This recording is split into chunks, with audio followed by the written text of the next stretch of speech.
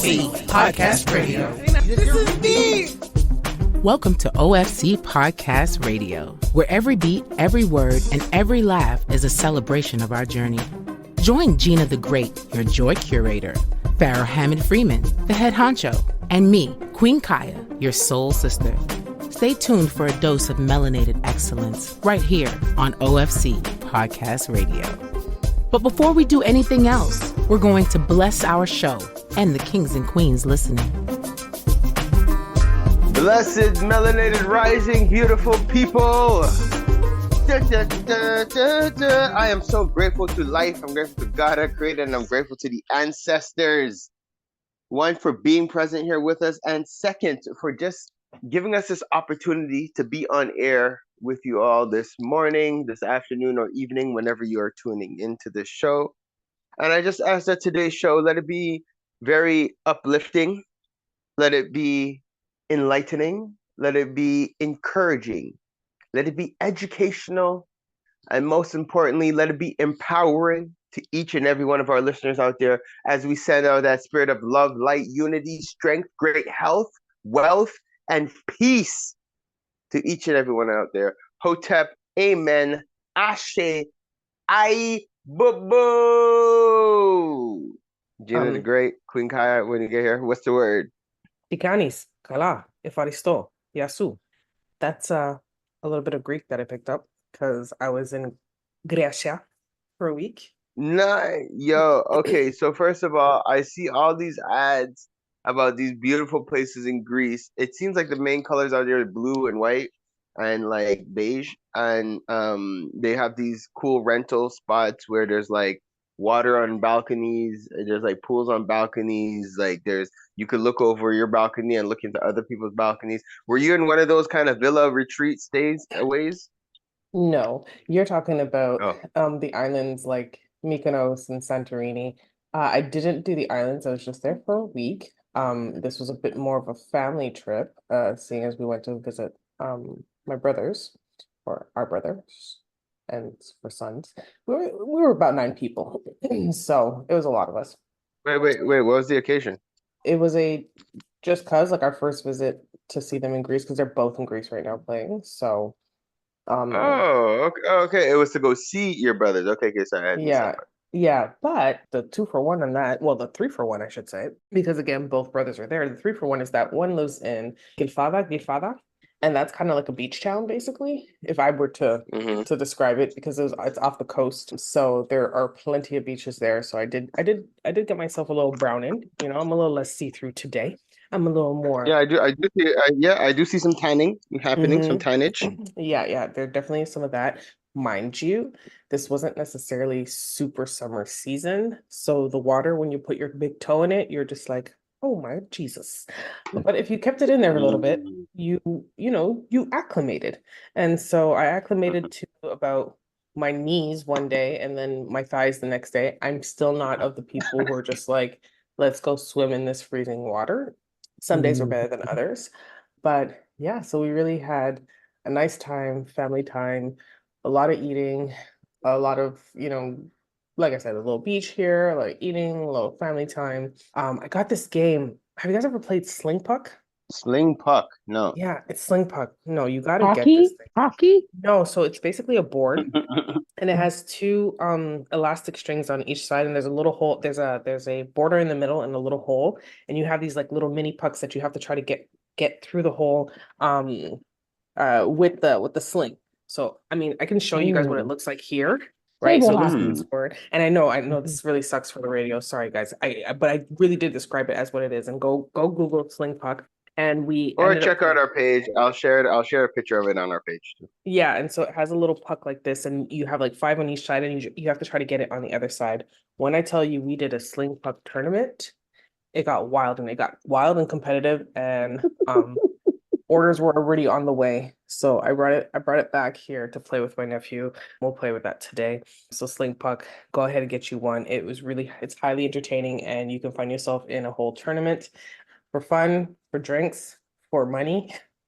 That was all on the table. Those were all things that came up while we were playing. So that was fun from there.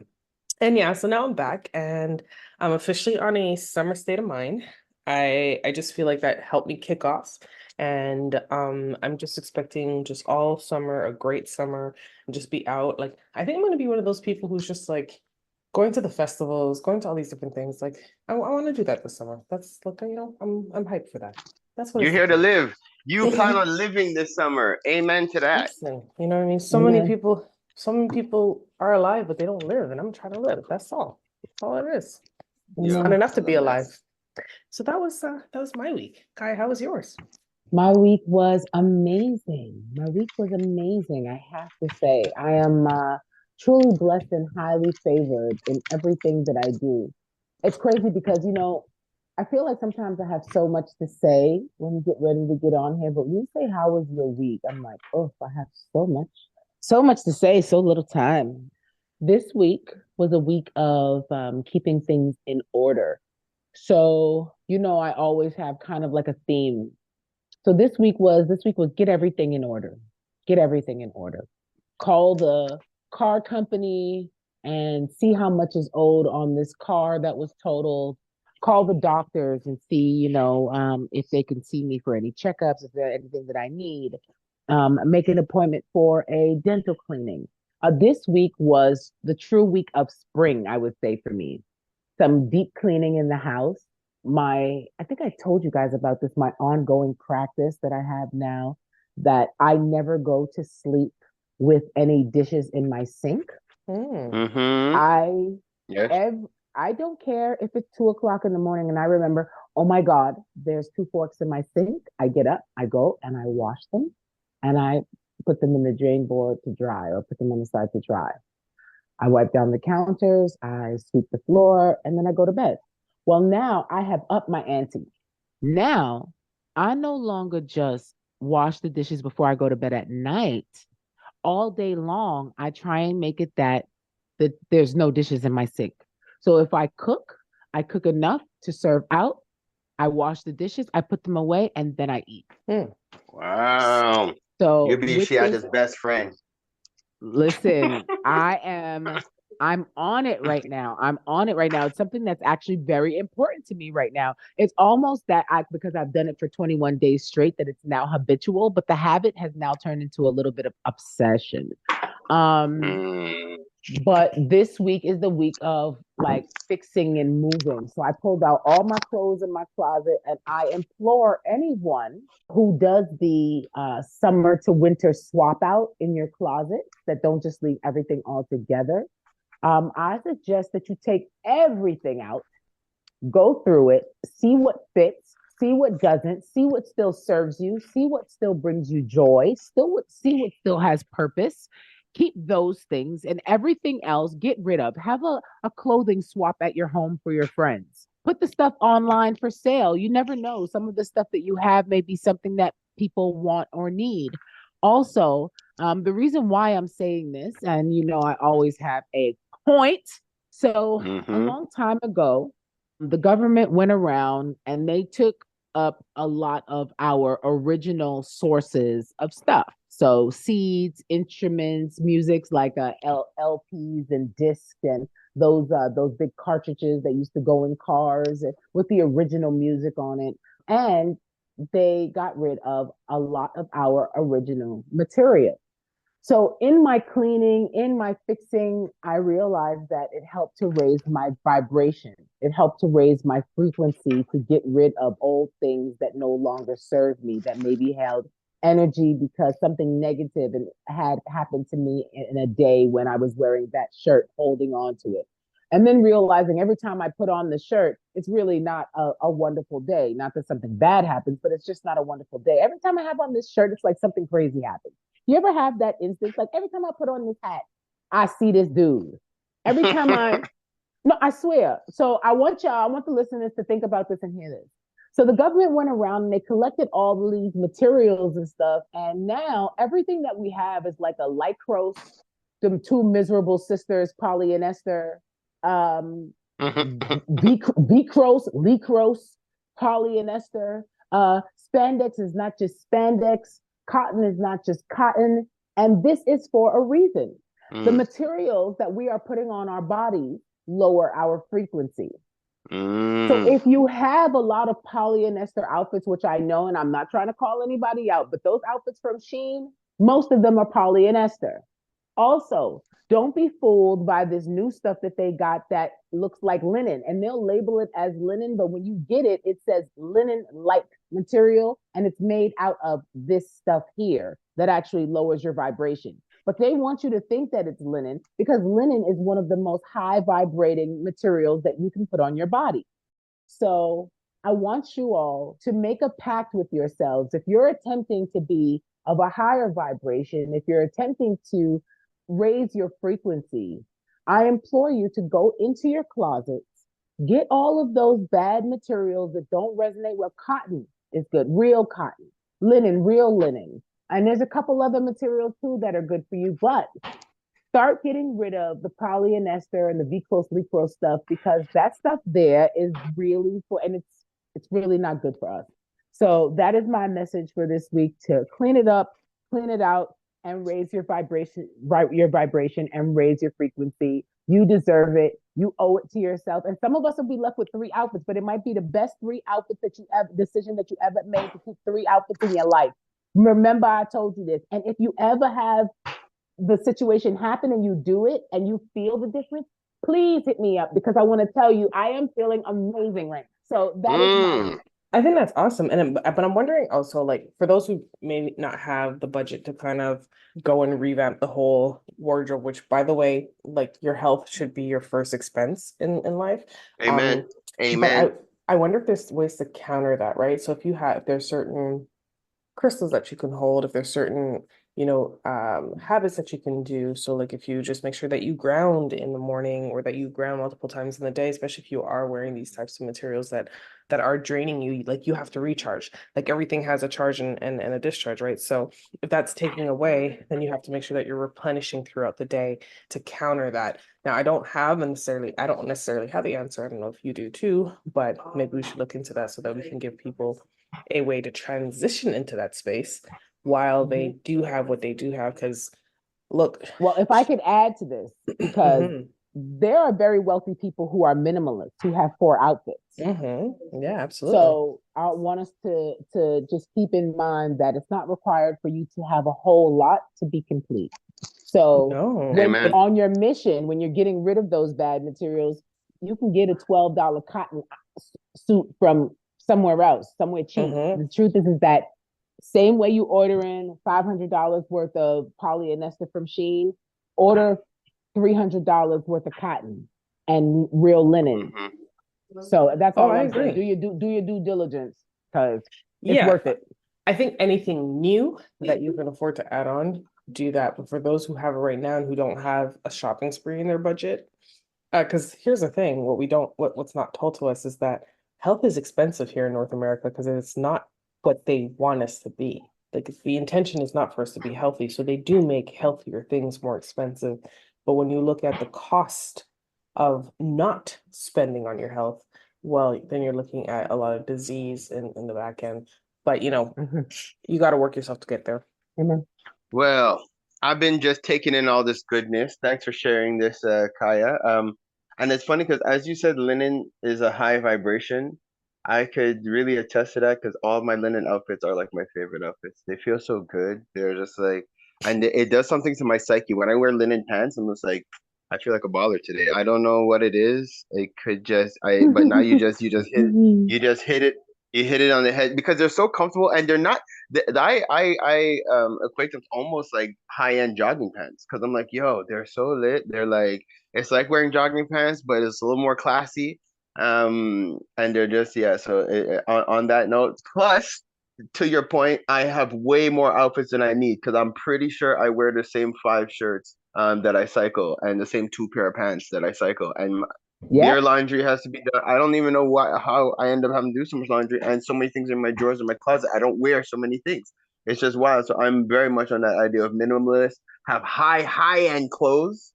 It does something to your psyche, as well. Like when you put on a certain thing and you're just feeling that energy, health is wealth. Imagine, and it comes from the imagine investing in one good outfit, putting it on, going outside with $0, but you radiate so high, your frequency is so high that everyone you see offers you a job, gives you some money, praises Exactly. you, and sends you home Yep. full. Imagine that. And Yep. now you got a whole bunch of money and opportunities to buy yourself some new linen stuff. Don't be scared. Come on, let's do it, y'all. Let's talk about it. You said Matter of something fact, big. You said, I feel rich when I put it on. Yo, It that's- don't matter what you got yo. in your pocket. You're rich when you put it on because you're rich in Thank energy. you. You're able to manifest anything you want in linen. Talk about it. Snap You to just that. said it. I was just You talking. just said it. Yo, Queen. It's the vibration. I had a great convo with one of my boys the other day. And all right, there's two parts to this, and this was not even my week. This is just now. I'm just kind of going off topic here, but we're talking about there's the side of people where it's like when they're not where they want to be, they like to they put themselves through hardship, right? In a sense that, like, I even remember, shout out to my brother and sister-in-law, when they were grinding to get to a certain point financially, they didn't let themselves sleep in their bed. They slept on the floor until they made the money that they were there. And I like, that is like, yo, they refuse to let themselves get comfortable. Yeah, y'all. That's real soldier business right there, y'all. Until they got to that point, right? So now that I respect that hustle. But then there's also a certain mindset of faking it until you make it, where you set yourselves up like you like, even if you're in a 1.5 apartment, you treat it like it is a penthouse suite. Like, it's like, yo, this is my thing. Like, where you raise your vibration. And I guess they both play a role. And right now, my whole point of sharing this with the people is just for you guys to know your excellence is always within you. Like, it's always a choice for you to make. It's always like you are excellent, period. It's just now, do you accept your excellence and move in it, or do you accept the lie that the devil has told you and function like you're less than? All right. So, today's the day where, guys, we want you to before the end of the show, just to make sure that you are it. Remember that you are awesome. Remember how the levels that you're on in terms of your greatness. Now, all right, I'm going to take 4 more minutes and talk about my week, because the week was pretty lit. First off, shout out. It's late now after the fact. Sorry, guys. But shout out to mothers again. We had a really good Mother's Day celebration. We were at the retreat. And again, I just got to give a shout out. Did you guys do anything special for your mommies? I was in Greece, but I did take her out to eat before I left. Good. Well, I called my mama on Mother's Day, and my mama was with my daddy on Mother's Day. She was with the man who made her mama with her fast self in New York. At that. Oh, that's all of that. Okay, you're like, Mom, you're not here? She's like, nah, NY for me. Just fresh. Yeah. That's what I do. So I obviously called my mom, give her a shout out. But I did something special for Shy. It was a cool surprise that I had told the children about, so everybody was in on it. And a couple of months ago, I say months, but the way time flies, it could have been years at this point. I don't even know. But anyways, Shy's ring fell, and some of her stones fell out of her wedding band. Like on some of she obviously stopped wearing it because it's just not sexy, until like we just had the time to just deal with them. So she's never really paying attention. They're in the jewelry box. I took the rings. I took her engagement ring and her wedding band. Got them. Got the stones put in them. Got them cleaned up. Did all type of just dolled them up super nice. And then Mother's Day, we're doing like speeches. All the children did speeches to Shy in terms of why they appreciate her as mom. And it was great because Nigel was here too. We were at the retreat. And then I was telling her how much I appreciated her. I would marry her all over again. And then I got on a knee and I took out the rings. And the thing is take notes, man. It was a very spirit-led thing. It was like, I'm glad it came out the way it did. But she was genuinely shocked and surprised. And the reaction she gave, because Gina, you were there when we got engaged the first time. Yo, Queen, I tell you, it was the same reaction. It was like she was, because she had no idea I took the ring. She had no idea. Like, so when I opened up the box and there's 2 rings in the box, right? It's like she has 2 shiny rings. So beautiful. Take notes. Take notes. Yo, it was a thing, So I had a good time, and I love my wife to pieces, and it was awesome to be able to do that for her and just to lift her spirits and stuff like that. I Made need me you to know I lost. something. You are a hero out here, bro. You just gave the key to life. I hope these fellas that's listening is taking notes. And ladies, if not, go online, get this segment, record this part, and play it like you listening to it for the first time in your house, and play it because that's the magic. Yeah. So It's the little thing. You fixed the old one and you added a new one, you're saying? Well, it's her. She has her wedding band and her engagement ring. So I had I had the engagement ring done up, just repolished, reshined, and switched out some of the stones like that, and then and upgraded them. I should say that too. I upgraded the stones. Okay, I'm living a little bit better now. So it was a genuine surprise because when she seen them and they were shiny, so it's so it was an awesomeness. It was a real cool. It was just great to do that for her and for her to have that feel. And it was I'll see. I think one of my daughter filmed the video, filmed the clip. So I'll share it with you guys. Yes, send that. All right, so that'll be what's up. So yeah, I know. And shout out to my children. Like my children they were having a good time, jumping up and screaming like they got the surprise. But it was just awesome just to see the energy. So anyway, so that was cool. So let me speed up for the rest of this week. This week has been a very eventful week. The beginning of the week took some time, homeschooled at the beginning of the week because I love homeschooling and I love being able to spend that time with Nzinga because she is awesome. Got her into piano class, so that shout out to that. I'm really excited about that. Her and I are working on the next week, and it's funny we were talking about crystals and stuff earlier because next week we're doing a project. We're gonna create some crystal water.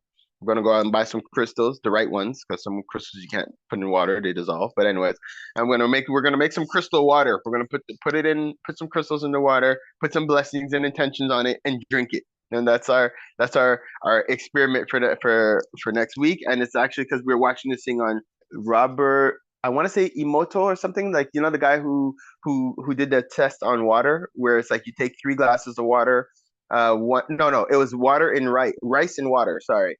And one of the glasses he spoke love to the water, and that rice started to give off this beautiful scent and like ferment into something beautiful.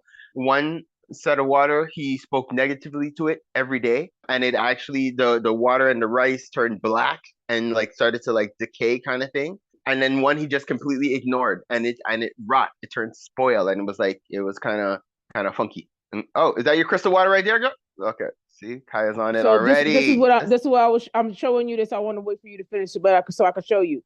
This right here might be the next business in your life. You see this? You just said something. Yeah. This is what the people are doing. I'm not going to say it out loud on the radio, but I'm showing you. See this? Okay. You are on the right path right now.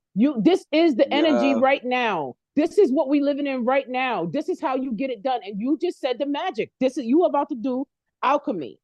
Yeah. Okay. See, this is one of these shows today, guys. Get ready. You have entered the realm of alchemists because now you know that it's something that you need to do and put it inside of you. It's not enough. Oh, you doing something now. Let's go. Let's go. Well, I'm telling you, it's not just me. It's gonna be Nzinga and I. But Nzinga's been on one since she has been on the planet. She came to the planet very much on intention. She's doing her thing. She just like randomly she mentioned that she wanted to have a bank account, and then on my CIVC it was giving me this option to create a youth account. And Nzinga, I think in our family is the youngest person to ever have a bank account. She's 6. She has a bank account. And she has a bank card. I was surprised when the card came in the mail. I was like, yo, you gave this girl a card too? I was like, yo. So anyway, I'm taking that card. Daddy, take that card, Daddy. Yeah, now what I'm going to do, what do you mean? One of our classes, we're going to be, actually not one of our classes, we're going to do a whole series on understanding banking, understanding how the financial system works, understanding like how the money in the bank works and all that stuff. Guys, this is what the power of homeschooling is. You tailor the lessons based off of what is happening in life. You ensure that all the fundamentals are there. Yes, they can read, they can count, they know all the whatever be the case, but you prepare them for life. That's what school is supposed to be doing. Anywho, so aside from that time, I've been at the retreat, putting it in You guys, last week I had beat myself up. This week I did it again because I'm just really grinding to get the space ready in time. I got 2 different sets of contractors here doing some work on the grounds.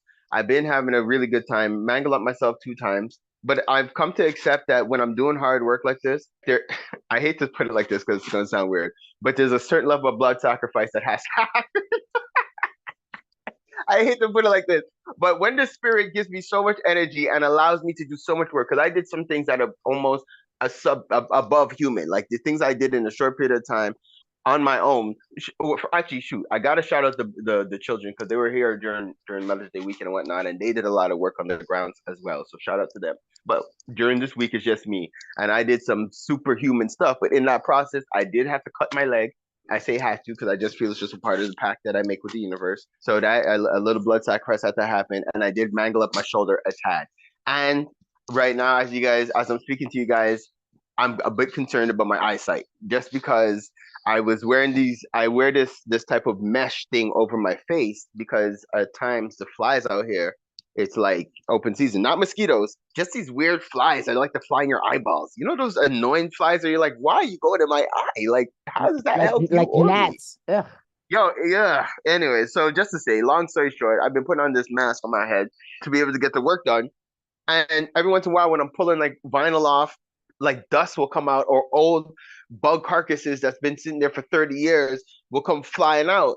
And now the joy of wearing this mask is that the bulk of the stuff obviously don't hit my face, but only the finest of dust falls through because of the way this mesh thing is. So my eyes are just filled with the finest of dust. And I went to sleep with this feeling yesterday. I woke up today. I feel like I have sandpaper in my eyes. I'm going to go down to the clinic and see, or go to the pharmacy and get some kind of eye wash out. I don't really know. But anyways, this Let me week just has get been... into this. You need a Yes, you need a shot. You need a shot glass. You got a shot glass? Okay. You're gonna fill a shot glass with water. You're gonna fill a shot glass with clear water. You're gonna put it to your eye. You're gonna hold it up, and you're gonna look around, and then you're gonna go down. You're gonna see everything fall inside that clear shot glass. Go and do it when we done this. Sorry. There you go. Thank you, Queen. No, this is why we do these type of shows, guys. So this is what I appreciate you guys. Hey, I cannot end this segment without giving a shout out to the mandem. So you guys know I'm a foot soldier for life from my youth. So shout out to Kwame, Warren, Grizz, Dips, like all the men who are part of the foot soldier. I think I'm forgetting some. Jerry. Anyways, I've been a foot soldier for life. Kwame came in from Toronto just to touch road. He had something to do real quick. Yo, Kwame, Grizz, Dips, and Kwame's brother came out to the retreat to come check me because they know I was out here just doing the work. So they drove up to come check the man. And extra shout to Kwame because he drove 5 hours from Toronto and then drove an extra hour and a bit to come check the man.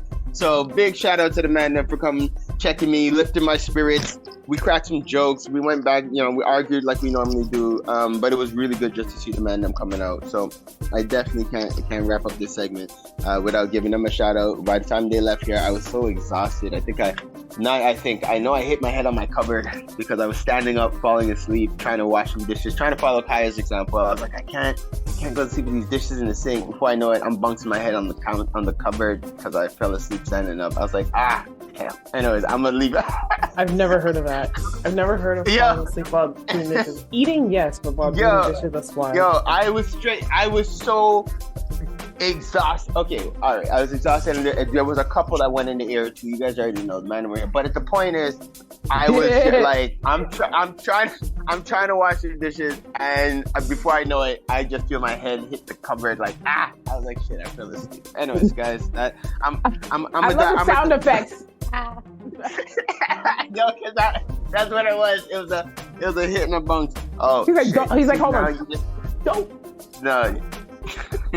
Sorry, guys. I gotta tell you guys one more random thing. Go and watch on Netflix Kevin Hart's getting his award. Go on Netflix. It's a new Netflix special.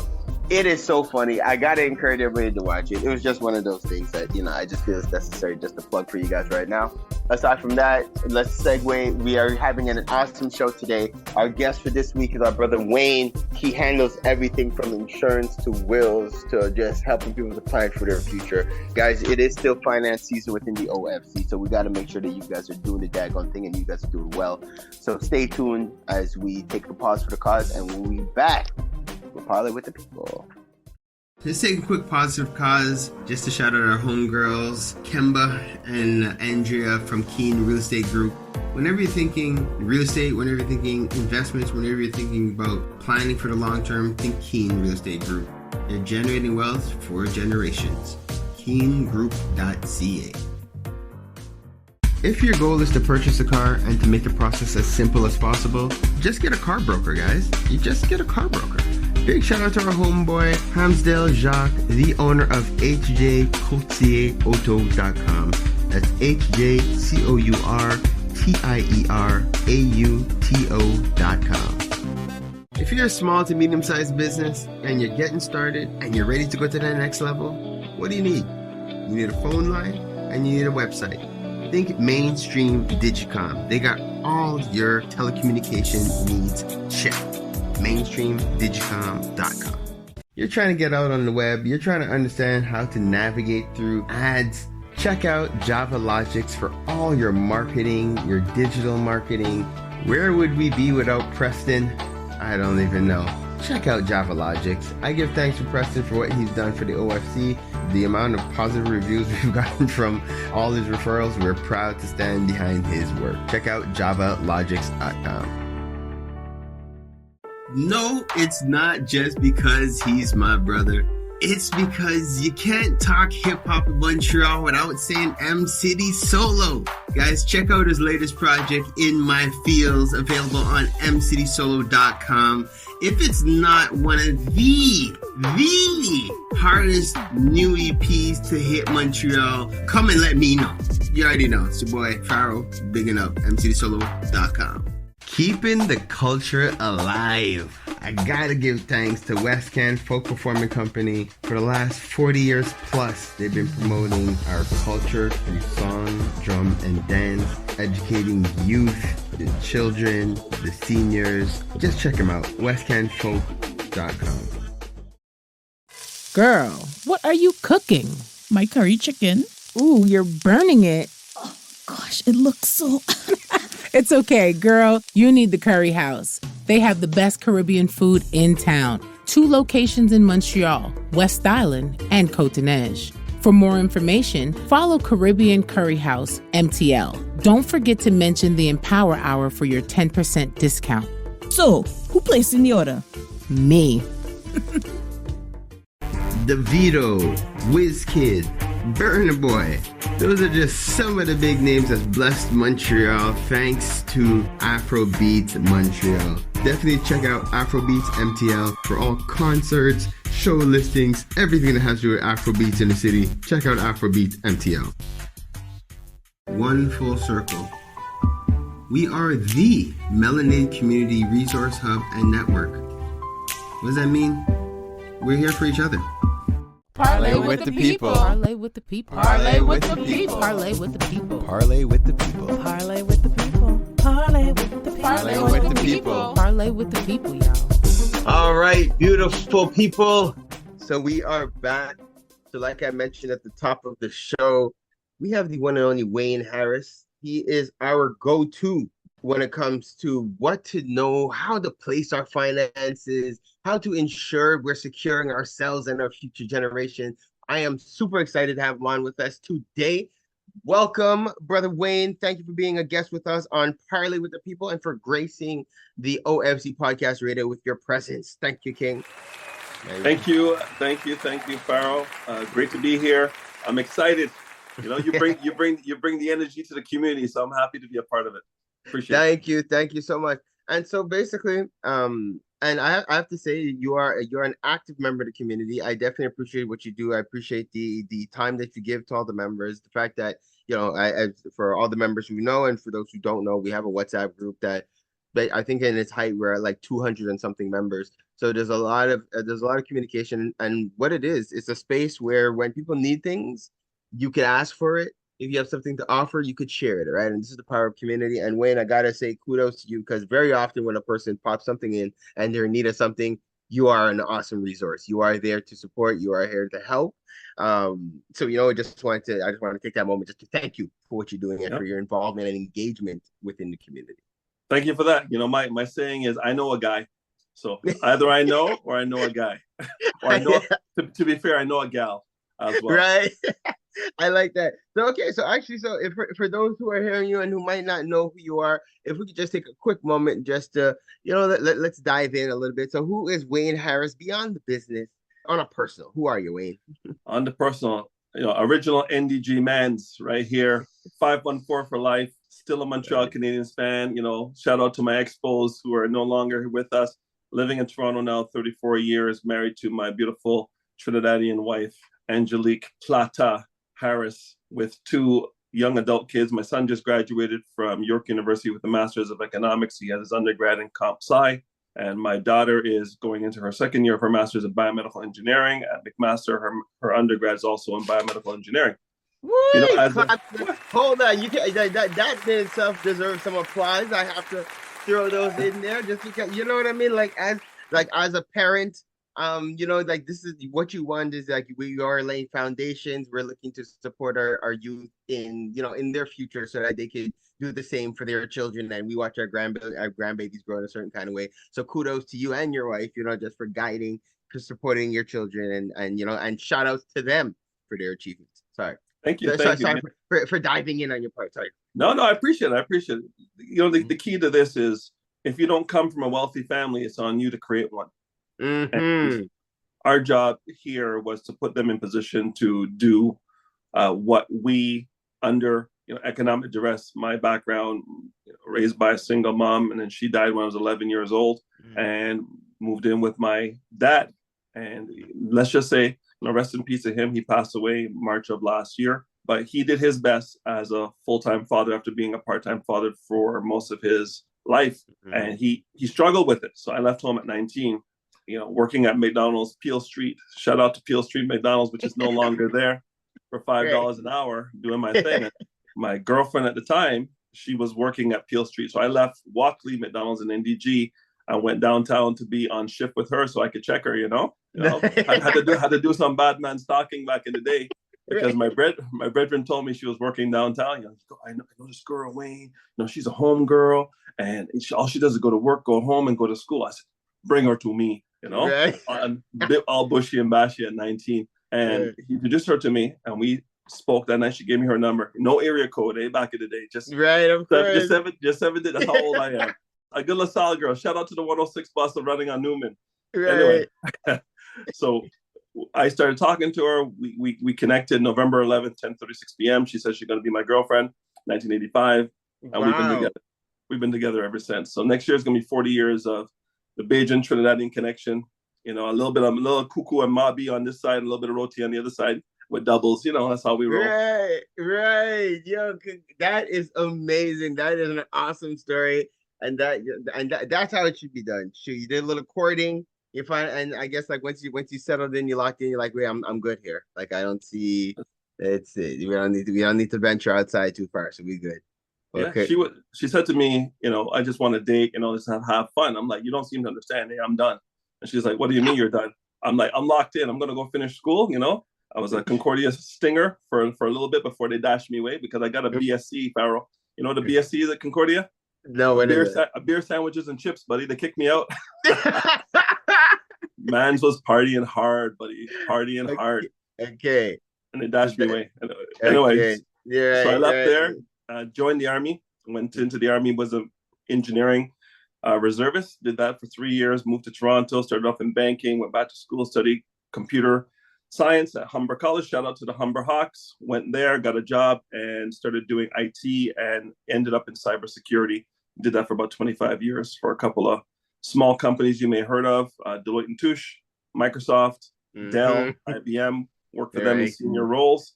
Had a few mom and pop clients, TD Bank, Bank of Montreal, Canadian Tire, blah, blah, The blah. startups, some startups. Just startups.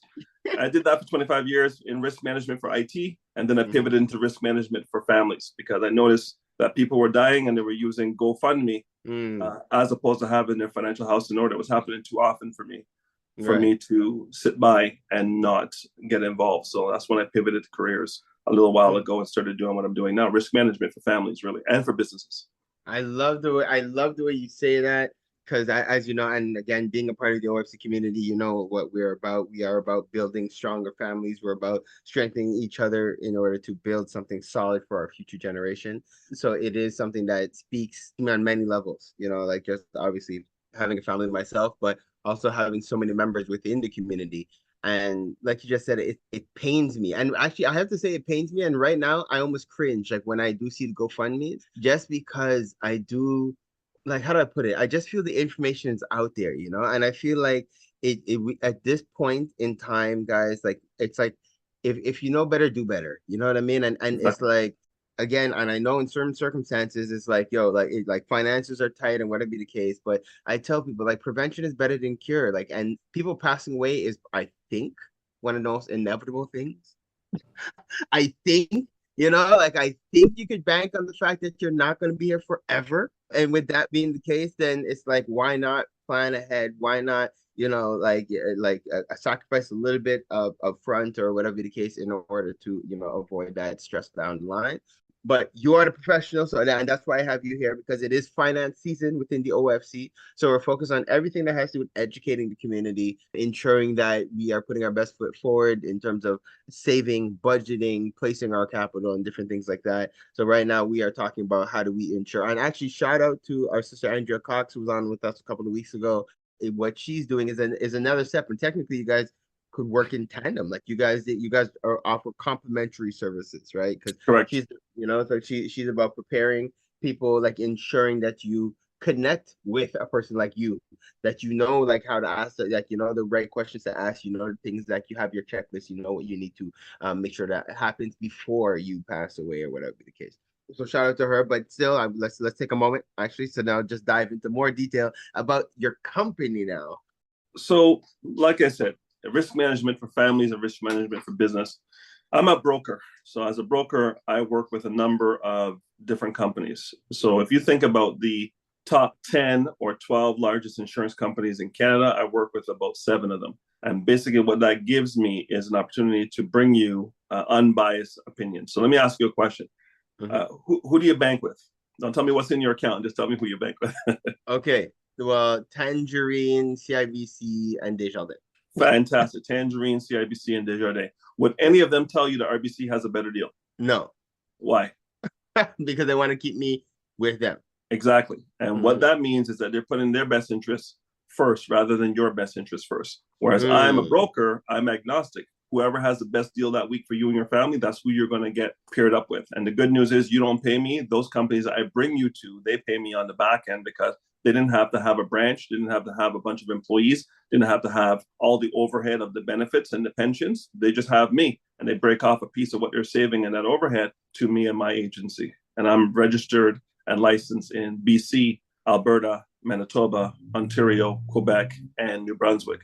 I'll go east and I'll go to Saskatchewan if need be, and the territories up north if need be. But right now, those 6 provinces are where I have my flag planted. And I have 22 agents across the country that I work with as their broker to bring the best information to my constituents with the most unbiased opinion out there in the market. We have 70 different solutions. And it's not just insurance. It's insurance, it's investments, it's financial planning, it is home insurance, auto insurance, commercial insurance, it is disability, it is long-term care, it is RRSP, TFSA, FHSA, first-time homeowner savings account. You have the ability to do mutual funds with some of my agents. You have the ability to do segregated funds with my agents. And if you're hearing the word segregated funds for the first time today, get back to me because I'll show you how you can keep things out of your estate legally. Farrell, tax evasion is illegal, but tax avoidance is your God-given right. And I show you how to avoid taxes you don't need to pay now or in the next life. Well, you are speaking the right words right now, because myself and all my rich friends, we've been trying to well, okay, something we're aspiring to, but at the same time trying to understand, because you said a couple of key words there that I think I don't want to take it for granted that people just know, right? Like what these things are. So there's a couple of key things I would love for just to deep dive or unpack a little bit for people who might be listening, just giving them people tune into our show because they like to be encouraged. They want to be empowered, but at the end of the day, everyone gets an opportunity to become educated, right? A little bit more, just by being able to tune in. So if we could take the time that we have, just to plant some seeds and just to enlighten them, shoot, why not? So now, if you could explain, and I don't know if you can within a short window of time, how can we legally avoid taxes? And I have to say right now, I'm sitting on a bag of receipts. I don't know if my bag of receipts are going to help me in this whole thing, but I'm very curious in knowing how this works. Perfect. So everybody's situation is different, and we don't do a cookie cutter approach to financial advising. I'm going to walk you through a series of questions. Those questions are going to be based on your areas of importance. There are certain things that you need to have in place in order for you to have a full 360-degree picture of your environment, your cash and financial environment. First of all, I need to know cash flow. What's coming in, what's going out. Once we have that, we have an idea of where you stand, what's left over at the end of the month. After you've bought that oxtail, after you get your nails did, hair did, everything, locks retwisted, and all them things that you spend money on, kids' activities, something's left over at the end of the month. How much is it? Good. Once we have that, then we're going to look at your debt. What kind of debt do you have? What's the interest you're paying on that debt? How long have you had it? Is it in good standing? What's your credit score? We're going to take a look at that. Once we have that, we're going to look at protection because, God forbid something happens to you or your wife. Is your family destitute?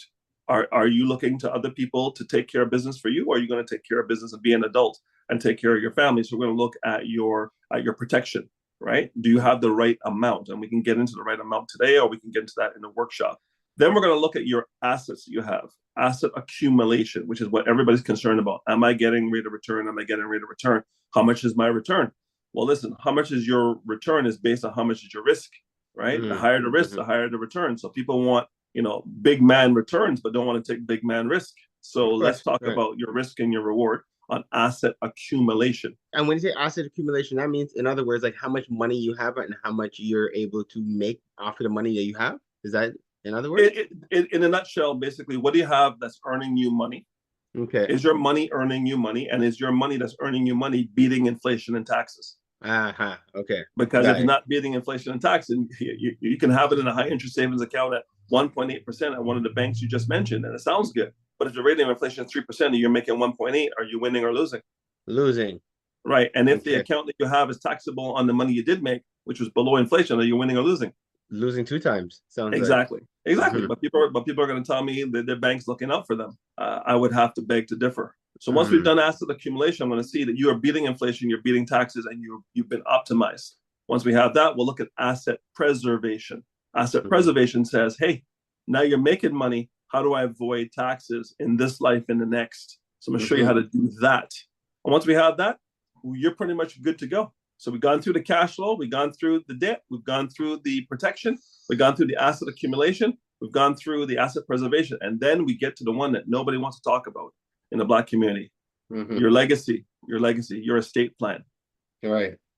So you have to have. But why? And I don't know if you have a magic ball over there, or it's just if you've been in this long enough to be able to share with the people. But why, Wayne? Why is it the community, they're so uncomfortable, or why is it such a taboo subject within our community when it's so important? Can you answer that? I can, because I can tell you this. In our community, people think it's like Beetlejuice. If you say the word death 3 times, you're going to die. Right? Oh, God. I think I'm going to have to splice that in there. Buddy, listen. Mans are saying, listen, I can't say the word transition. I can't say the word pass. I can't say the word death, because if I say that, it's going to happen. Well, here's what I'm going to tell you. Death is like Floyd Mayweather, undefeated. One man defeated it 2,024 years ago. One man defeated it for 3 days. He's the only guy to do it. Right. And you're not that guy. You're not that guy. I'm not that guy. So therefore, we need to prepare. Right. So why would you work your entire life to go buy assets? You're buying house. You're buying RSP. You're buying TFSA. You got all these investments and doing all these things in business, only to pass and give it all to your boy Legault and his boy Trudeau, Yeah. rather than giving it to your family. So what you're saying is you love the government more than you love your family. Wow. I understand that, based on my mother passing when I was 11, she had things in place in 1978 that people did not have and do not have today. They don't have up-to-date will, living will, and power of attorney. How's a 44-year-old single mom from Barbados working at the Royal Vic know to have those things in place in 1978? And here I am doing my thing in honor to her and honor to my father as well, who laid the foundation on what little they made. They were able to take care of families in Canada and help their family back home. We have people today making 4 or 5 times that and can't take care of themselves, let alone send any money back to wherever their family is from. So we're obviously going backwards, not forward. The part that you broke down there in the process, and again, I'm really excited for this opportunity for us to be able to connect and for the listeners to be able to hear this, because my intention is that every single person hearing you is going to call, is going to connect, is going to even just to ask the questions, just to understand. Because when you break down where you at financially in terms of what are your expenses, what's your revenue, like what is, and then from there, let's build forward. I was surprised to find out how many people really don't know how much their monthly expenses are. And in all transparency, I only doubled down on it actually because of our brother Clark, who also is in the realm of working in finance. But Clark was the person that was like, you know what, you got to break down like what your expenses are so you know what kind of money you have to play with, right? But again, Clark is another complimentary service to yours because he doesn't do what you do. Right? All he could like basically he helps you in order to know how you can make the money. You're here to help us to make sure that we protect the money, right? ensure that we're keeping the money safe and we're planning long term. Being the type of person that I am, when I started looking into it, I started to ask people, and like I was surprised at how many people have no idea how much they're spending every month. They have an idea how much they make, but they don't really have an idea of how much they're spending. They're wondering, and then like the amount of people are living in this weird kind of debt because they really rely on their credit cards. And so like we're in a crazy rat race. Again, we're talking things that if the right person is listening and they're in the right time in their life, because everything is timing. Some people like whatever. Some people feel like they have all the time in the world. Some people are realizing how important it is right now. So if we are hitting people in the right time, this is an eye opener for them. This is an opportunity for them to actually slightly start making a curve in their life that will have an impact on their future. Right? Yes, I'm hoping some of them will, and you're definitely on point. I'm going to give you another one. I call it people are living Grandmaster Flash. Don't push me because I'm close to the edge. Right. Right. So if you're living Grandmaster Flash, most people say, well, I don't want to get a financial advisor. I don't have anything for him to financially advise me on. Every month I'm upside down, or every month I have so little. Well, let's inspect that. We know that if you have an advisor, you're going to do better in the markets, because when you want to sell out of emotion, the advisor is going to say, hold. Right. How do we know? Because when COVID hit and the market dropped by billions of dollars, a lot of people panicked. Those people who cashed out at the bottom have lost that money forever. Those people who stayed in the market, they called me and they were cursing me out, Pharaoh. But I said, do not sell. I said, when did you want the money? They said, well, I'm 40 now and I retire at 65. So what you're saying to me is you do not believe the market's going to recover in 25 years. They go, no. I said, so what are you saying? You don't need the money now. You don't need the money now. So hold. And they held. And guess what? Now they're calling me. See, they never call me when it works in their favor. They're like, yeah, Wayne's doing this job. Wayne's doing this job. But when the market recovered, I send them the statement and say, so what's up? How we doing? They go, yeah, no need to brag, Wayne. I know you're right. I know you're right. I say, yeah, I'm right, because there are going to be ebbs and flows in the market, and your job is to know if you need the money tomorrow. I'm not investing the money. I'm going to put it into something guaranteed where you can't lose money. Right. Okay. But if you need the money 20 years from now, let's dance. Let's play. I've got some things in place that you cannot lose more than 25% of your money. Right. And if you pass away, you get back 100% of your money. So let me ask you this, Pharaoh. If you knew you couldn't lose any of money, would you be more aggressive or less aggressive? More aggressive. Exactly. So when I see people, talking about Susu and Patna and meeting, right? I said, what's the rate of return on Susu, Patna and meeting? They go 0. Right. And listen, no disrespect to that. My parents did it. They sent barrels to Barbados, and they went and used the money to get their plane tickets so they could fly down there and meet their barrel and do what they had to do for their family. No insult. But the banking boogeyman that caused people to go into underground banking or shadow banking, as it's known, this technical term. The boogeyman that someone said, somebody, sometime, somewhere, put some money in the bank, and a man who didn't look like them told them they never put no money in. They had the receipt. He didn't give them their money, and Susu was born. Right? You're right. We Yeah. trust ourselves more than we trust these people. Right. I get it. But there's a little something in Canada called CDIC, Canadian Deposit Insurance Corporation, and a little thing in the States called FDIC, Federal Deposit Insurance Corporation. And if you have up to $100,000, you're good. Your money is covered. If the bank fails, your money is covered. So you have no such guarantee from your banker who's doing your Susu Partner meeting. Because let me ask you this, Pharaoh. If you put your money, your hand in $100, $200, and you put it into Susu Partner meeting, and the banker dies before you get your hand, how do you get your hand? I never heard of the succession plan of the Susu. So that is something, right?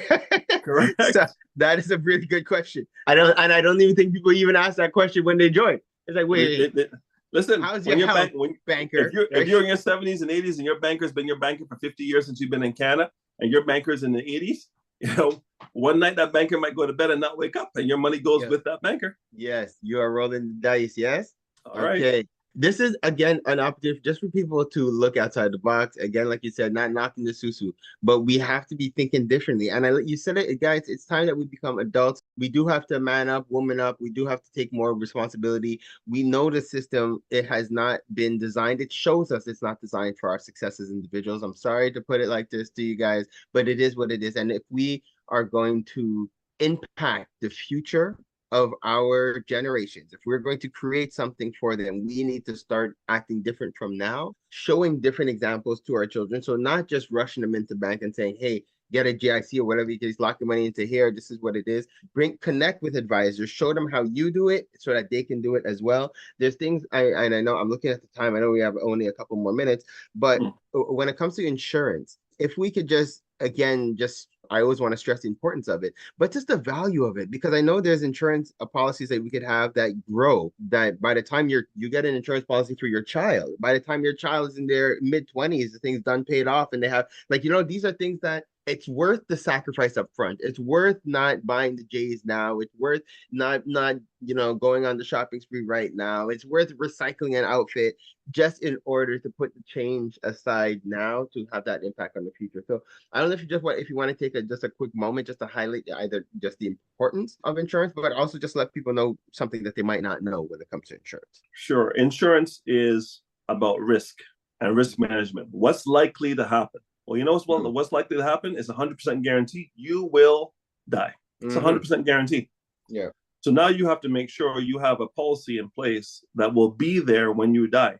Not just for 10 years, not for 20 years, not for 30 years, not for 40 years, but when you pass away, the money's actually there.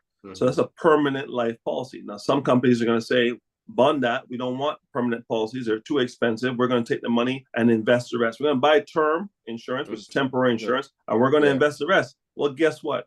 Most people buy term insurance and they spend the rest. They don't invest it. Yeah. So now when you get to end of life, you put all this money into an Uber that's going to drive you and stop 10, 20, 30, 40 years down the road. But you die in year 41. You get nothing after paying that Uber driver for 40 years.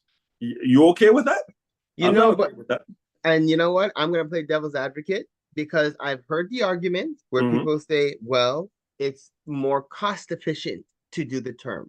What's your rebuttal to that? Because for me, I speak to people within the community, not even necessarily within the OFC community a lot, but just in the community in general, I have to say, who say, it's cheaper and it makes more sense to do that way. Okay, sure. The cost of the premium is going to be less expensive. This is true. So where someone's going to be paying what could be less than $100 for a term policy, someone will be paying more than $100 usually for a permanent policy. Okay, so let's just talk about the likelihood of payout. So if you pay for my policy for 20 years or to age 65 and you stop paying, but the policy is fully funded, that means if you die at 120 like Moses, the policy will pay out. Okay, guaranteed. So you take the monthly premium and you multiply it all the way to age 65 from whatever age you are now, and you stop paying. That's how much you put out. But you have a death benefit. Okay, that death benefit has the death benefit plus it has cash. So you take death benefit plus cash, you're getting both of those after you're done paying, and you can live for another 30 years after you stop paying at 65. See, so now, I want to break that down. Basically, so we pay on a whole life insurance. You pay every year or whatever, or every month, however, but you pay to a certain point. Now, once you hit that certain point, your policy is still active, and it's continuing to grow. If I understand, like it's like Correct. The value of it is continuing to grow. The death benefit will grow, and the cash will grow. Both are growing. So when you say death benefit, so let's just say my insurance is, let's use a round number. By the end, I'll have 100,000. Let's just use a simple number. So now you're saying, even though I stop paying at 65, by the time I'm ready to kick the bucket at 100, that's what, 35 years down the line, my $100,000 insurance will be worth more than 100,000. Very much so. Double, triple, quadruple. You see, so then it's just a matter of understanding, right? Knowledge is power. From what I understand, the opposite, although you're paying less, by the time you stop paying it, that is it. Your insurance is done. Like that's like, and if you try to get a new insurance now because you're older, you're catching backside to really get an insurance that is actually going to cover you for the rest. Because you're still here at 65, you're not that good. And like you said, you haven't saved any money. So now you actually do need an insurance. That is the technical term, catch your backside. That's the technical term. I think we use that in the insurance industry. But I'll tell you this, Farrell. 84% of term policies do not pay out. And the number may even be higher than 84%. That's the last number I heard. 84%. Why do you think 84% of term policies do not pay out? That's a good question. No idea, actually. Because you didn't die, Farrell. Because the only time it pays out is if you die. If you had a 20-year term, 30-year term, and you don't die during that 30 years, you get nothing. And it's so funny because it's like the irony. Certain people don't want to talk insurance, they want to talk death, but then they're buying a policy that's banking on the fact that they die in a short period of time. Correct. So term has a place. I'm not disparaging term. Right. I use term if you have a mortgage. Yes. And the bank has offered you creditor's insurance, which is a terrible insurance because what creditor insurance does is it guarantees that you pay premiums to pay the bank for the mortgage when you die. So you have a $500,000 mortgage now, and you get creditor insurance. And 22 years into that mortgage, you now have $15,000 left, and you die. The bank will say, "Thank you for paying for 22 years. We're not going to give you $15,000. We're going to pay ourselves the $15,000, and your family can fend for itself." That's creditor insurance. Wow. Okay. Mortgage insurance, creditor insurance, whatever you want. The bank is getting you to pay premiums to protect itself from your death to pay off its mortgage. Right. Has nothing to do with you or your family. Okay. All right. So now you still got debts outside of the mortgage. You still have kids that need to go to school. You still have all these things. The bank says, "We are paid. You have a free and clear house. God bless you. Good luck." Or for the same money or less, you can get a term policy for the amount of the mortgage. And if you pass away, the mortgage is paid off, plus everything else is paid off. I see. Okay. Now I understand the value there. Okay. Yeah. So we're going to use term to get the lowest cost insurance for things like mortgages and people who have a lot of debt. You know, my father said, "You don't know when you're born, you don't know when you die." Right. So I don't know when I'm going to die. So what I'm going to do is whenever that day is, my insurance will be there. Okay. The other thing I can do that my term insurance can do is I can borrow against the cash value of the term of the whole life and the universal life policy. So I want you to think about this. Two families. A nice analogy to end up the show. Two families, Rockefeller family and the Vanderbilt family. Rockefeller family takes out insurance policies at the maximum they can get. They were pretty wealthy back in the day.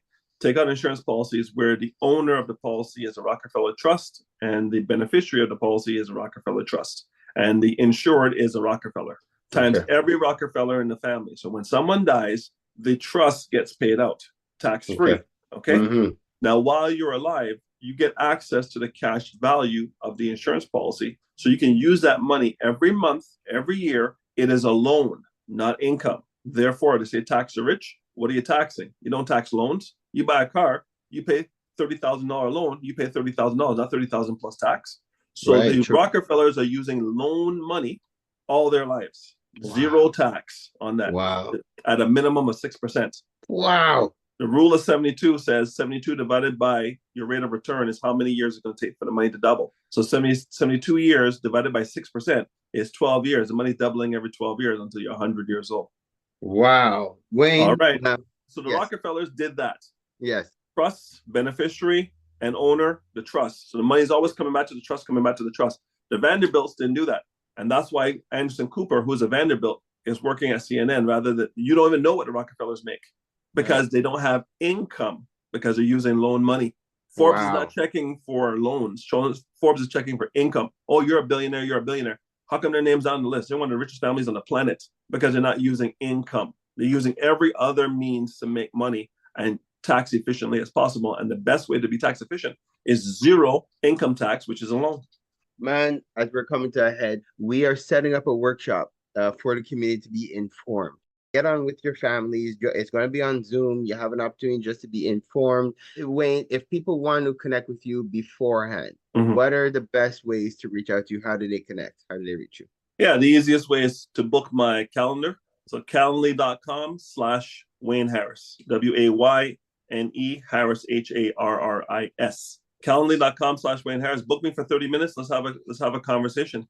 For more information about the workshop, just get in contact with the OFC. You guys already know it's 514-651-4545. Again, that's 514-651-4545. Send us a quick email, ofcwecare@gmail.com, and we will get you the link. We'll get you the details. So Wayne, again, I thank you for empowering us.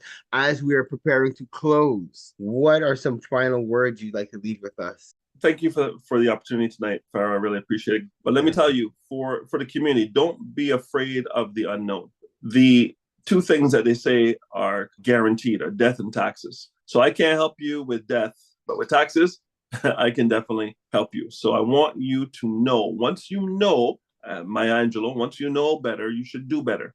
Do not be concerned about what you have and what you don't have. I don't judge. Whatever you're working with, I can show you how to even reduce your debt, reduce the interest rates on your loans, pay your credit. There's a lot of things that we can do to help you put yourself in position to win.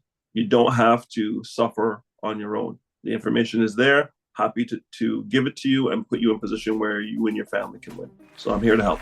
Claps to that. We thank you again. Thank you for what you're doing. Thank you for the energy that you bring to the community. Again, it's been a pleasure working with you. And guys, as you have heard this, thank you all for tuning in. Don't let this information fall on deaf ears. Use the opportunity, connect with our brother Wayne, and you'll be glad that you did. Stay tuned, everybody, as we now get ready for Kaya's Jambalaya. This is Queen Kaya, and welcome to Kaya's Jambalaya. Come in, take a seat. Let me cook. Yes, listen. This is an episode of Kaya's Jambalaya coming through. Summer about to usher her way in the door. Queen Kaya is about to have a birthday in June, so we are setting up for a lot for this summer. Earlier, we were talking about, Gina's like, a lot of people are merely surviving, but they're not living. The point is to live. Well, this year we are going to do some living. Now, I'm not going to tell you exactly what I'm doing, but I'm going to tell you that there's going to be a lot of footwork involved. So you are going to see Queen Kaya all over this city, and just be prepared because I'm coming with the madness. I'm coming with the realness, and we're going to have some fun. Today, I want to talk about the power of God. And I know that's different for this segment, but I want to talk about it because I just don't feel like we address that enough. I don't feel like this is anywhere religious, but it is very spiritual. So y'all don't got to hang up because we're talking about God. We talk the God of many names, whatever name y'all trying to call him, but we know that there's one God. And today I want to talk about this power, this energy that we are given. When they say he breathed air into us, this air wasn't just an air to keep it, it's an everlasting breath until it's time for us to go back to which we came. And right now is a time to be grateful that we are alive. If you woke up this morning, I want you to take your hand and rub your face and touch your shoulders and rub your hands together and rub down your leg and touch your feet if you can and feel yourself. I need you to feel you. Can we do this right now? I do it. If you can, if you're not driving, I want you to just touch yourself and feel you. Know that you are real. Acknowledging the self is very, very important. The reason why I'm bringing this to the segment is because I want you guys to understand that I know what's happening to the people now. We stop looking at ourselves. We stop acknowledging ourselves. We put a lot of outward focus on the people outside, on the energies outside, but an inward focus is required in this time that we are going through right now. If you're struggling financially, take a look inside. Don't look out. It's all fake. So I had a friend that hit me up the other day and he's like, hey, I got this business that I want to start and I want to know if you want to be a part of it. And I'm like, of course. And he's like, well, we need to gather some people to get this thing together. And I'm like, great, let's do that. And then I start gathering up the people. And then he and I sit down to have a meeting. And he says to me, things are so tough and things are so hard. And I'm like, hold on. Please don't say those words to me. When you came to me in business, and I know why you came to me, because it's obviously something you don't see that you can really do on your own. And you'd like to have somebody who's trustworthy on your team. Trust me right now when I say, if you say those words, whatever you think that we're about to do is not going to work. It's going to work because we stay positive, because we say the right words about this project, even if you have doubts or inhibitions. God bless you. And I want to tell you that sneeze right there is very relevant. No truer words have been spoken. Let me tell y'all something. I had to sit this man down. This is a man who was a millionaire when I met him and has been reduced to his lowest common denominator. And somewhere in there, he was looking at himself as a person who was not able to win anymore. And if you see yourself that way, then that's what's going to happen. I was that. 2 years ago, I was completely defeated. You came to me with how many ideas to do stuff. And Kaya could not get herself together to make anything happen. I couldn't do it. I couldn't see the forest for the trees. But honestly, and I've said this on a couple different episodes, but I'm going to say it again now. If it wasn't for Pharaoh showing me some things, I promise you, I might still be in the forest right now. I'm standing at the top of the hill right now, trying to figure out how I'm going to take over this entire plane, because I had somebody who believed in me and said, hey, listen. And even though I wasn't able to complete, I gained a lot of knowledge and was able to refocus myself so that I could start at all, because I couldn't even get started. So now I've gotten started. But when this man came to me and started saying this, I had to tell him, you need to sit down before you leave out this door, because you don't trust yourself enough, and I need you to trust yourself more. You feel defeated because the people that you were working with disappointed you, and they made you feel like whatever you were doing was not right. But the truth is that you were doing everything right. But the problem was that they realized all the steps that you were taking to make it right, and they turned themselves into you. And then they no longer had a need for you. So you now feel worthless. But I want you to know that you are full of worth. And so I'm saying this to everyone who is listening today. You are full of worth. You are worth something. And it's up to you what you are worth. I want you to think of a number right now. What is your net worth? I want to know how much you are worth as an individual, as a person, by yourself, with no clothes, with no house, no shoes, when all the money is gone, when the chips are on the ground. Who are you as an individual, as a person, as character? Who are you? And I want to know how much that individual is worth. I want you to take a second to think about that. And then I want you to take that net worth and I want you to pour it all out around you. Your net worth is what's in your heart, what's in your mind. Jeff Bezos, there was a day when he was not a multimillionaire. There was a day when Zuckerberg was not a millionaire, but he saw his self-worth and he poured it out all over around him, and something manifested and it happened for him. It worked, and it can work for you too. And it's about to work for me too. So I wanted to tell y'all for my segment today, I didn't want to waste it talking about celebrity news. I didn't want to waste it talking about any type of gossip. I wanted to today talk about us and what we could do to be a better us. And literally, it just comes from what you think about yourself. When they say, especially for Black folks, and I'm going to say this because this is what it is. You ever hear somebody say like highfalutin Black folks? Yes. In my house, sometimes we would make a joke and say hoity-toity negroities.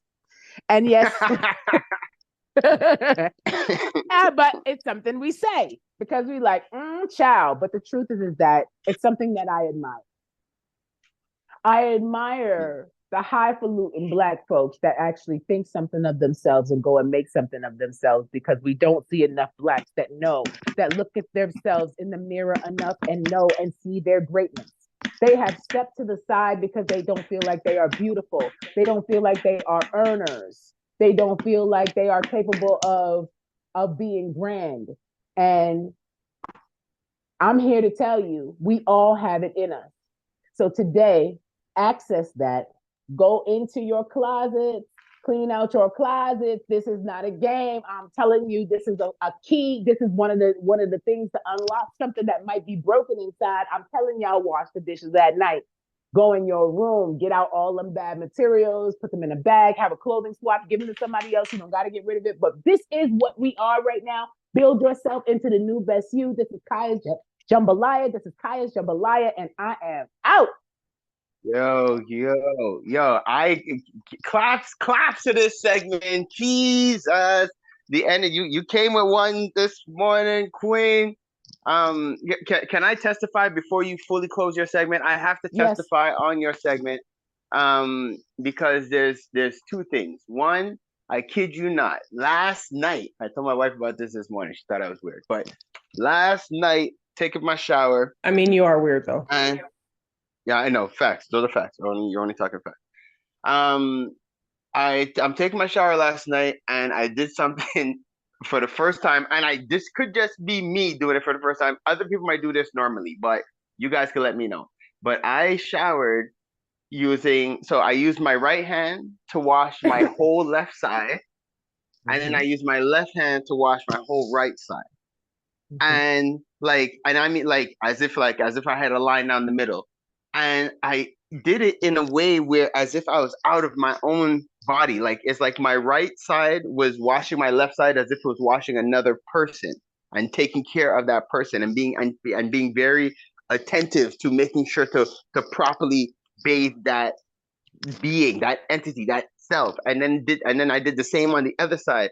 And in doing that, I don't even know how to properly explain the appreciation I had for myself as just a being. I was like, yo, I'm acknowledging me. I'm feeling me.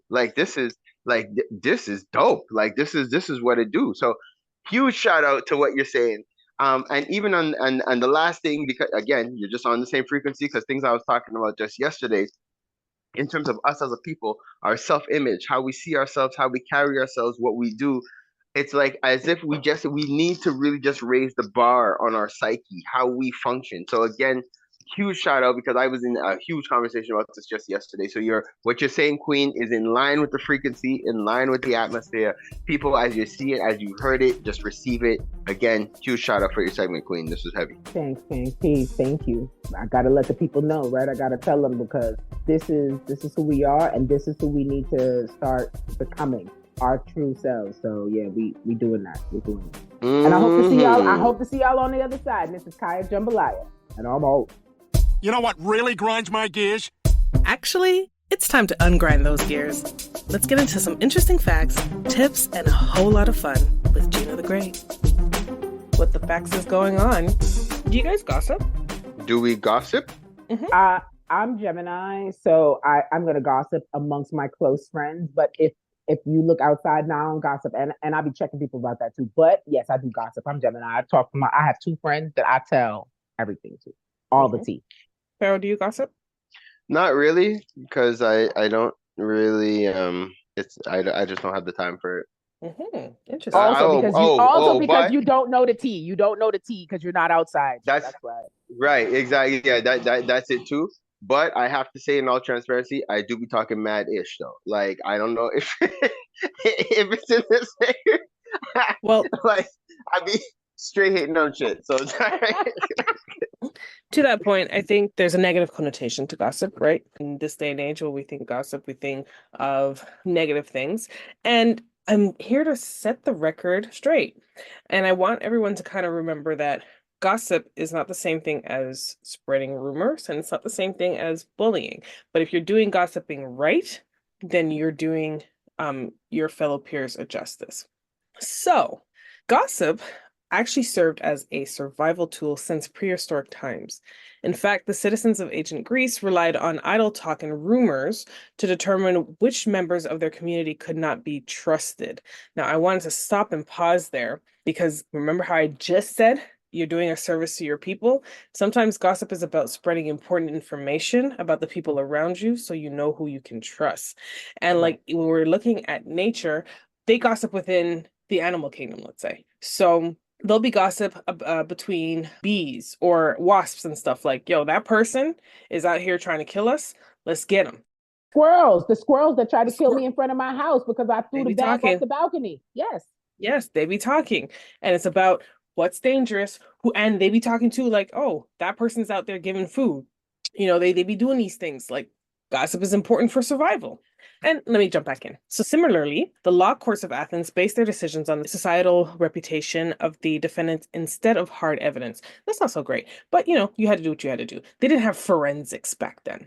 In the 21st century, however, the word gossip is accompanied by the dangerous stigmatism of women. Undoubtedly, the misogynistic propaganda has added false connotation to an activity intended to facilitate trust and bonding amongst friends. Without awareness of this rich history of gossip, society will continue to believe that it is simply a pastime for loose-lipped women. Now I'm going to stop here again, because gossip has been categorized or stigmatized, as they say, as a woman trait. So even when men speak to each other to try to share information, you might get that negative connotation like, oh, you're gossiping like you're female. Why are you gossiping like a female? And all these different type of things. So again, it's the time to strip the stigmatism of the word and also the purpose of it.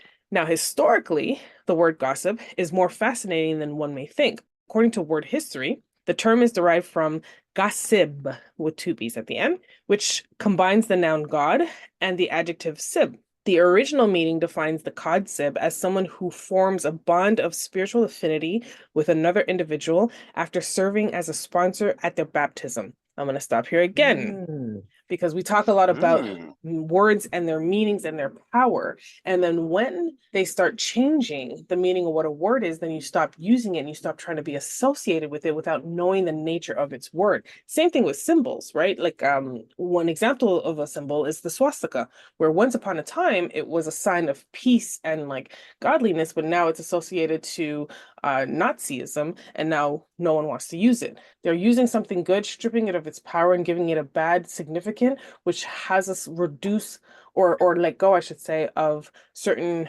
knowledge, rituals, and things that we did that brought more positivity in our lives. So jumping back in.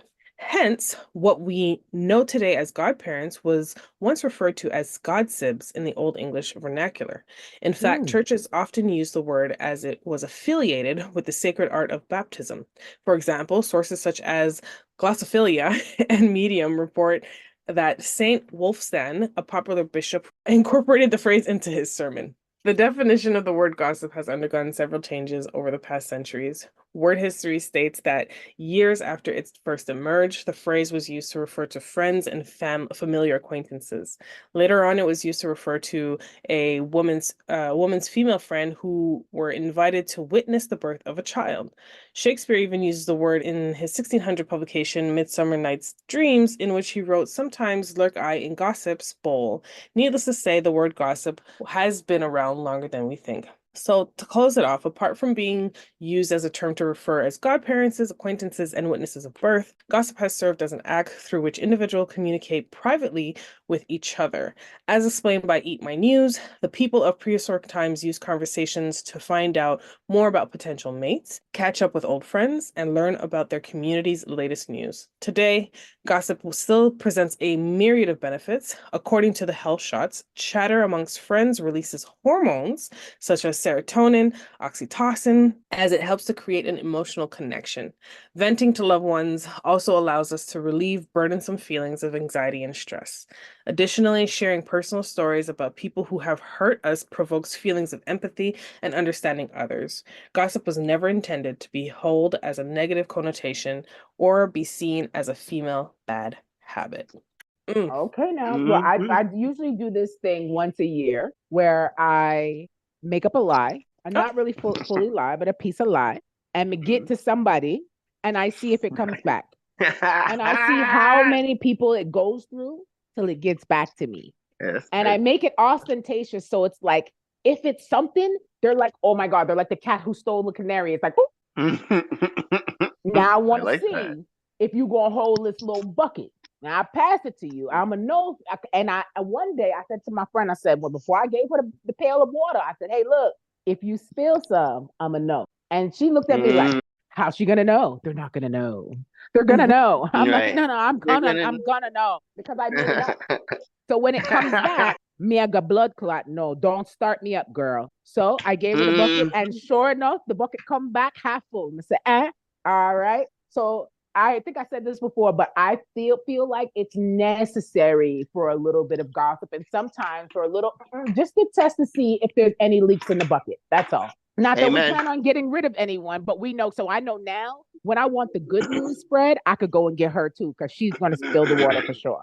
And I'll call that reverse gossiping, because I do, there are times where I'm talking with certain people and they'll be like talking about certain aspects of a situation or whatnot, and I'm just like, oh, let me stop gossiping. But now that I read this, I'm kind of just like, no, as long as you're not being malicious, it's all about intent, right? Mm-hmm. So it's about intent. And if you're not being malicious about sharing that information, then, you do that. And everybody knows, because here's the thing. If you want something to be a secret, you can't tell anyone. The moment you tell someone, because even if you're telling your person and you're each other's person, you also have other persons, and that person also has other persons, and they're kind of just be like, I'm gonna tell you this, but I'm not telling everybody else, but I'm only telling you because you're my person. And then you end up telling the secret, and all of a sudden that secret ain't a secret anymore. Two can keep a secret if one of them are dead. Right, that part. And so again, let's take this stride. Doesn't mean that you need to be the gossip mill, because again, remember, you want to be able to try to spread truths and not rumors, and it's all about intent. But I do like that little reverse gossiping, because like sometimes you can use it in your advantage to find out who your real friends are. So I'm just saying. But I think there should be a rule there that as long as whatever you're saying, you would say it in front of the person. You know what I mean? I know, at least, well, that's my golden rule. Like, I don't say anything about anybody that I wouldn't say if they weren't around. Like, that's just how I am. I just find it's comfortable like that. So if I'm going to talk some ish, I'm going to talk that ish. And yes, if that person was around, I'll talk that ish. I like that. With them. I like that. Because even if I'm giving you a negative review, let's say, I'm going to let everybody else know about that negative review, but I'm going to tell you too. Yep. Your service was trash. This is not good. You did me dirty. So I like that rule of thumb. I like that rule of thumb, because I will admit, I don't think I practice that, because sometimes it's kind of like certain things will happen, and in their face I give them the whole little smile and a nod, like, oh wow, yeah, oh that's crazy. You know that answer, but that's crazy. And then you turn around like, yo, you won't believe. So, have I done that in the past? 100%. Right. So, I'm gonna try to reduce that and stick to I'm just gonna spread information that needs to be spread for the betterment of my community. So that shall be that. In my motivational quote, I guess I have a bit of a woman theme today, because, we know that science, when it was done for the most part, did not take into account many different demographics and genders. Most of the times it was done on white males. And so this is about sleep. And we all know how sleep is important for our well-being. And we did talk about health earlier on. And apparently women need more sleep. So historically, sleep guidelines have primarily been based on studies conducted on men. Emerging research has shed light on the differing sleep needs of women. Recent findings suggest that women may require 9 to 10 hours of sleep. Now, I believe that, because sometimes I get that 8 and it's not enough. And sometimes I get 7 and it's good. But I'm just saying, I prefer to be a little closer to that 8. With the additional hour during menstrual cycles. So we need even more sleep. And I mean, logically, guys, you're there losing blood. You're losing blood. That's lowering your iron. You're tired. You need more sleep. So anyway, this nuanced understanding underscores the susceptibility of women to chronic sleep deprivation, a phenomenon particularly pronounced in new mothers. Sleep deprivation poses significant challenges to a woman's overall health, well-being, impacting various facets of their lives, including their ability to navigate the demands of motherhood. So, you're not lazy, you're tired, you need more, especially if you're mothers. So when they want to call you, if they want to turn around and call you lazy, just be like, no, your facts are erroneous. They're based on science conducted on men, and I am a woman. So, Talk about it. I So- don't think anybody could ever have the audacity to tell any mother that she's lazy. I think that would be super Oh, audacious and very risky. there are audacious people out there. I promise you that. I promise you More that. fire, more fire to them. Yeah, because I've seen, and I'll keep it anonymous. I see someone like come back home and be like, oh, well, I heard of someone coming back home and being like, oh, like the house is always a mess and da da da da da, like I'm at work. Bro, motherhood's a job, huh? Yeah, Pushing facts. a full baby out of your body and then making sure that they're nourished every 2 hours, if that. And then if you get to catch a wink of sleep when they're sleeping, which you normally don't, because you got to bathe and feed yourself and make food for the children. And that's only if you had that one child. If you have other children, forget the rest. But some people just don't have, they have a lot of ignorance until you do that thing where you do the parrot swap. And it's if the father's not used to taking like getting the kids ready in the morning and doing all these different things, or being the sole parent responsible for all those things, then they learn. So women, if you haven't done that, make sure you need to humble your partner, and vice versa, whoever it is, humble your partner and make them responsible for the kids for a day, and see how that'll change things. Amen. Social media gone wrong. Was this in Algeria? So Omar bin Orman vanished in Delshfa, Algeria, when he was 17 years old, and he was found nearly 30 years later in the cellar of his neighbor's home, bro. What? In the cellar of 30 his years later? 30 Not years far later. either. Not far either. Neighbor's Yo, that hurts. home. In Yo, his neighbor's as the home. parent, you don't want to take this guy's life? You don't have to Now, be hold like, yo, on. you took my child for 30 years? But Yo, there's more. G. Did you see the last part of it though? So, well, here's what I did see. Omar's family assumed their missing loved one had died during the civil war between Algeria's government and the various Islamic rebel groups. That was until Sunday, when Omar, now aged 45, was discovered in a hay-covered cellar of his 61-year-old neighbor. Shocking footage showed Omar being helped out of a cellar where he had allegedly been hidden since 1997 at a property only yards from the family home where he grew up. He was shown in pictures and videos wearing a sweater with a beard and a desperate look on his face. Local reports claim that the cellar was was a covered well on a sheep farm, and that Omar had been kept under haystacks. Officials confirmed they arrested a 61-year-old man suspected of keeping Omar prisoner for 27 years. Public protesters in Delfedge said in a statement that the Jelfa, I think I'm saying that wrong, sorry, Jelfa attorney General Office informs the public that on May 12th at 8 p.m. locals found the victim Omar B, age 45, in the case of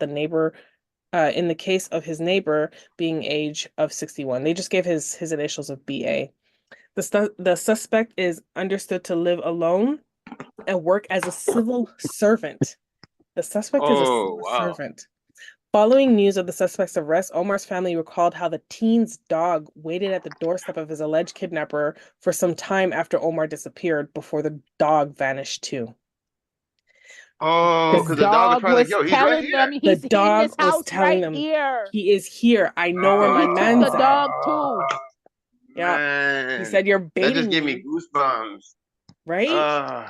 So there's some Listen things to- that the police could stand to learn from this, actually. And so I hope that the people are really taking notes. Yep. Damn. Yep. So that was my absolute social media gone wild.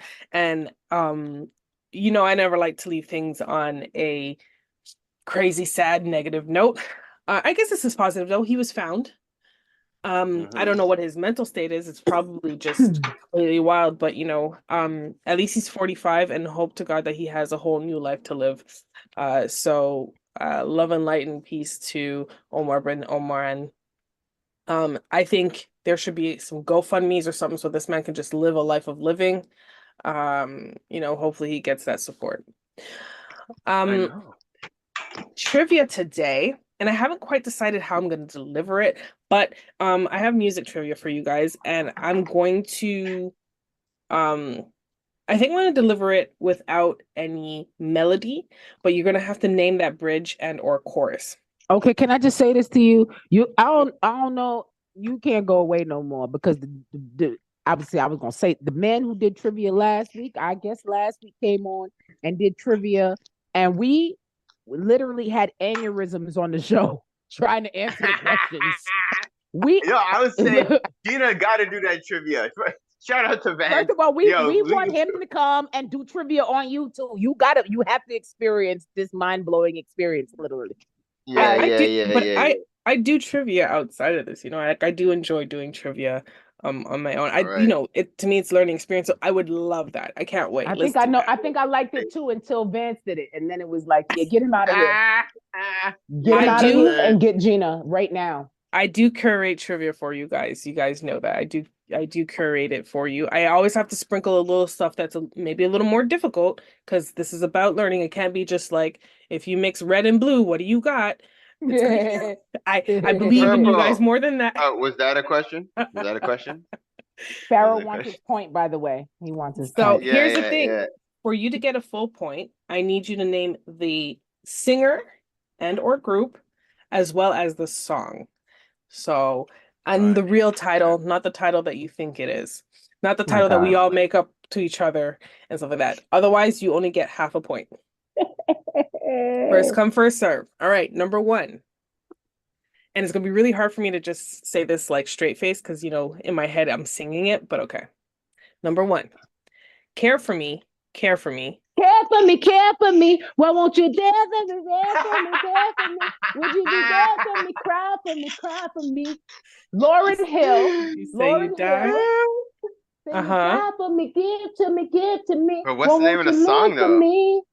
It's Care for Me. Live for me? Care for me? You're calling it Care for Me? Kaya, you gotta stick to that. Nope. No, it's called Okay. Nope. All right. You're sticking to that. For the steal, Pharaoh, you can steal for half a point. You can steal for half a point if you give me the name of the song. She's saying Care for Me. I'm saying Live for Me. And you are no. No, you don't get 15 tries, Kaya. I'm just saying it's called The Promise. It's called The Promise. It is not. It's called X Factor. X Factor. Okay. Wow. It's called X Factor. All right. All right. The next one. Say you're going to be. Are you going to be? Say you're going to be. in love with me, Luther Vandross. Are you going to? Okay. Yes, Kaya. Can I get the name? Still in Love. Yeah, I can't even do it. Still in Love. Yes. Luther Vandross, Still in Love. Damn. Yo, Kaya, are you going to be in love with me? I'm honored to say that you are my favorite. Now, I'm going to put the caveat. I knew this was going to happen. I knew that, burst. Kaya's going to know all the songs. I had all the old people that got drunk in my house as a kid. I know all them joints. Give them to me. Number 3. After all of the darkness and the sadness, soon comes happiness. If I surround myself with the positive things, I'll gain prosperity. Mm-hmm. The positive things. I'm a survivor. Hey. Survivor, Destiny's Child. Yes. Wishing you the best. Pray that you are blessed with it and lots of happiness. Yes, let's go. So I wanna add. When someone made a comment on this, they said that it was Michelle, Queen of Bridges Williams, and someone said Michelle, aka Bridgerton Williams. Because they be saying that she's the Queen of Bridges. She throws it down. And that clearly was her role in Destiny's Child. Get it? Yes. Michelle Williams. All right. Yes. Number 4. Now we've tried and tried again, but this is the end. Tell me, what's the use of holding on if we can't be friends? Music Soul can't be friends. What's the if we can't be friends? Isn't that Music Soul Child? Not Tamia. Tamia. No. Deborah Cox and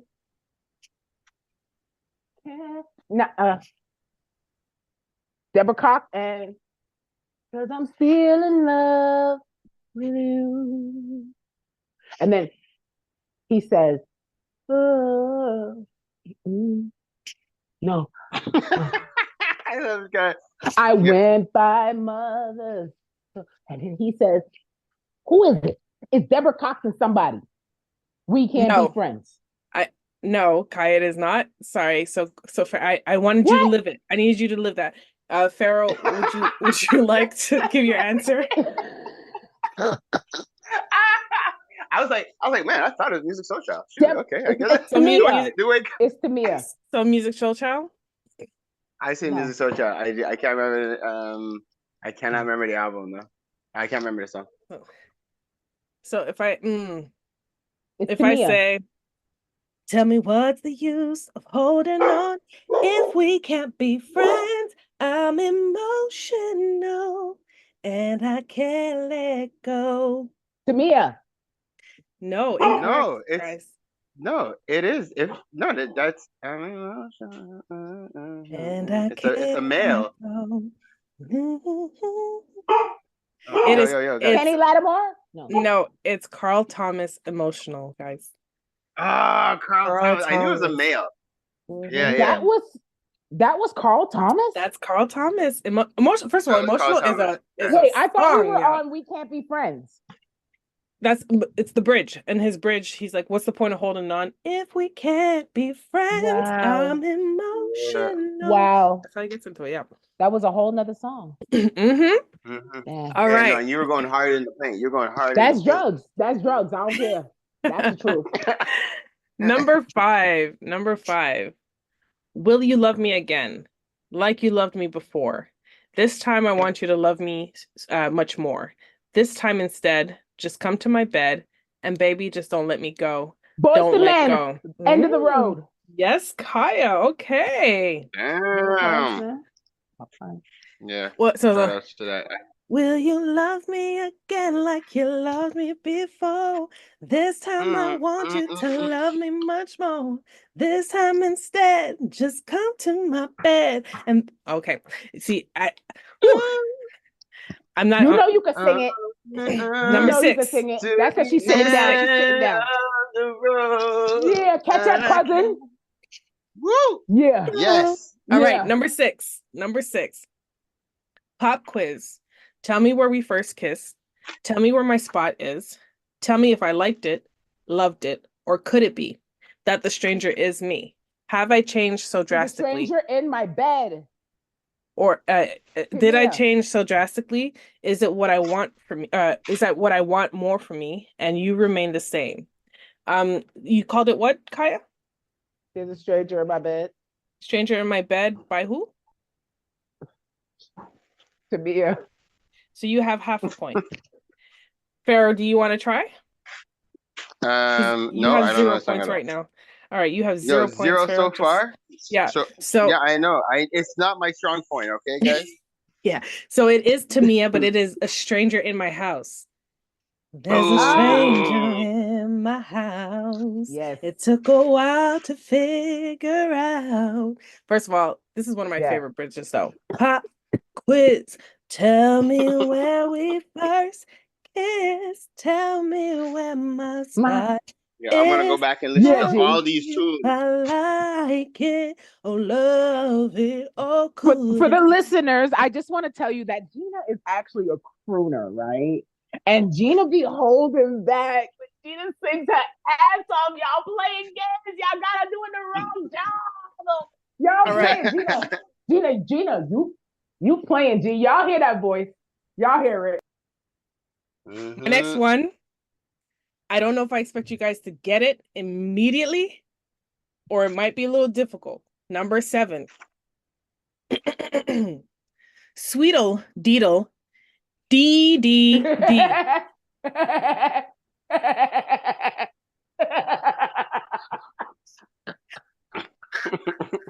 are idiots. Sweetle Diddle? Yes. Sweetle. Swiddle diddle D. Outcast. So Pharaoh says Outcast. Kaya, do you have a clue? I just Because when died. you love someone, you just don't treat them bad. Oh, Carl how I Thomas. feel bad. No, sorry. Donnell Jones. Donnell Jones. Where I want to be. Where I want to be. Okay, we got there. And that's why he does that. Oh yeah, that's true. Oh yeah, at the beginning. I don't no, mean it's to his hurt bridge. you, It's in the mid. baby. Where I wanna be. Okay, number 8. Walks by me every day. Her and love are the same.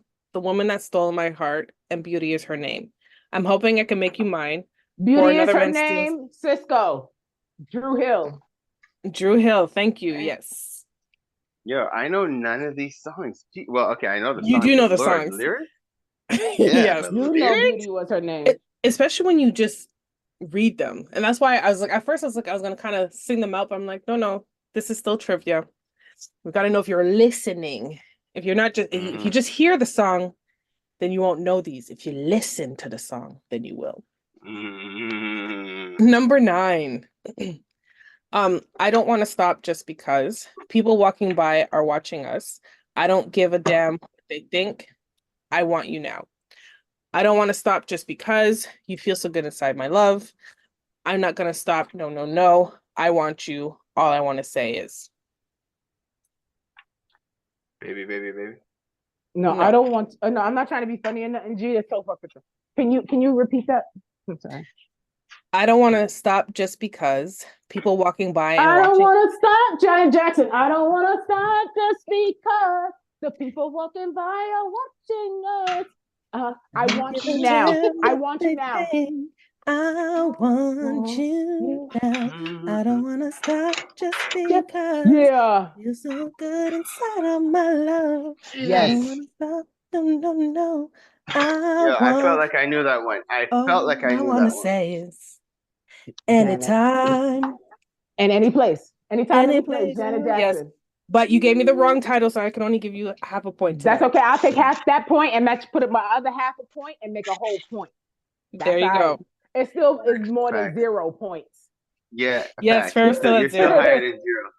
I'm still grazing the bottom. Come on, No, Gina, give me some hip hop. You have no Virgo, MC solo lyrics in there. First of all, Virgo, you're supposed to be well versed in music. That's the thing. Y'all audio didactic or something like that. Like y'all like. That's the thing. Really? Y'all know all the music, all the artists. I didn't get the memo. Now we learned that Pharaoh only hears R&B. He doesn't listen to it. Maybe when I do another genre at this, maybe that'll help. Trust me, like come with some hip hop. That was deep.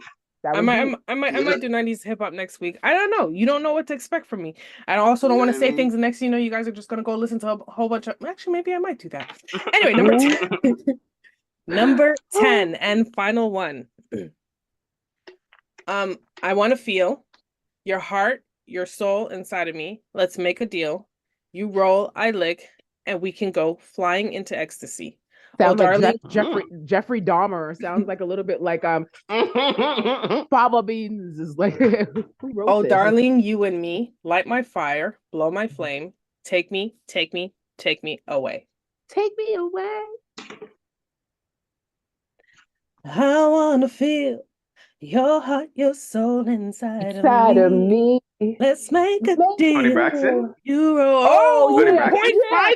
Yeah. Yes. Congratulations, you have points on the board, Pharaoh. Now give me the song. Wow. Let's make a deal. You roll. Making me high. Kaya stole it. Wow. All right, guys. Yeah. For sure, she's gonna steal it. I know the song. I know the singer. I definitely know the name of the song. Jeez. It was making me high. All right, well, that is 6.5 to 0.5 points in today's music trivia. Damn, I was right there though. I was coming up. I was planning. I was just warming up. I was warming up. All you had to do is shout at least artist. I mean, I get getting the name of the song might be a little difficult because again, we'd be making up names of songs that are not the titles. But you didn't even give me. You gave me one artist. Congratulations on that. That was Tony Braxton. Like a matter of fact, if I think about it, I gave you the one R&B artist that I remember I used to listen to, which was Music Soul Child. Aside from that, and that song wasn't right. But I'm not an R&B person. I know he wasn't on the list, but I'm not a big R&B listener. Perhaps you were definitely a music soul child, but I mean, I feel like you might be alternate. If I give you neo soul, I feel like if I came out with like some Erica, some Mos Def, which Mos Def is hip hop, don't get me wrong, but if I came out with like De La Soul and stuff like that, I think again, I just named a bunch of hip hop stuff, but you're definitely in that neo type of thing. Yeah, you're in the neo soul. Yeah. Okay. Or come with some Nirvana, because Nirvana is one of my favorites. You know what though? You're saying something. So I took notes. 90s hip hop, some alternative music. I might even do a little, poppy music. But I grind, you grind, and sometimes we need to ungrind together, and that's Ungrind My Gears with Gina the Great. We would like to thank our special guests, and this episode is possible thanks to the awesome people at CKUT, the OFC Solo Drum, and the Caribbean Curry House. Do you have any shout outs? I do. I'm going first. Haha. So I want to shout out. I want to shout out my nephew. He turned 1. So shout out to Caden. Shout out Caden. I also want to shout out Big Will, because he did send out a message for the Barris Hammond show on July 27th. Like I said, let's all be outside. So if you want tickets for the Barris Hammond show and the Boasty after party, tickets call 514-434-4426. So hit Bill Will up for that. And as June is coming up and wanting to kick off this summer, right? I have a cousin who might be coming into town. So I started looking at a few things going on in June.